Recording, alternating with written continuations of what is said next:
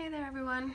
Our group was assigned the DNA biotech unit, and so I am over transcription, so I'll just be talking about the basic steps of transcription and how it works, and I'll show you some pictures and diagrams to kind of review on that for the AP test. So we have transcription, and there are 3 steps to transcription that you all probably remember. At least this is all I remembered about it. So we have initiation, elongation, and termination. And I'll go through each of these steps individually. Okay, so our first step is we're actually just going to talk about an introduction so you guys can kind of familiarize yourself with the vocab words that I'll be using. So here's the picture. So first we have the promoter, which directs where transcription begins. And you can see it right here in this little box. This is the promoter. And then the ta-ta box, TA box, which is inside the promoter right there, determines where transcription will initiate. And then finally we just have the transcription unit, which is the part of the gene that is copied into RNA. And that's everything in this bracket right here, all this red. So that's just a little overview. The first step of transcription is initiation. And here's our picture for this section. There are actually several pictures. Okay, so to begin, the proteins called transcription factors right here bind to the promoter, like what we talked about in the introduction.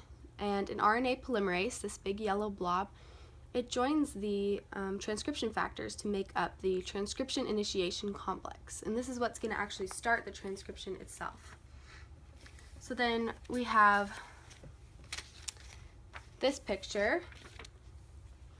So DNA is unwound at the beginning of the strand, at the beginning of the gene to expose the template strand, and then it moves along the gene. So this whole entire transcription factor, the transcription initiation complex, moves along the strand and unzips it slowly. And RNA synthesis always takes place in the 5-3 direction.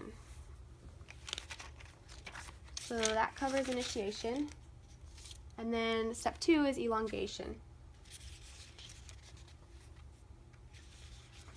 So to begin, RNA polymerase moves along the strand, unzipping and adding new nucleotides to the transcript. So that's when the rRNA comes in and adds its base pairs along to the template strand that's unzipped right here.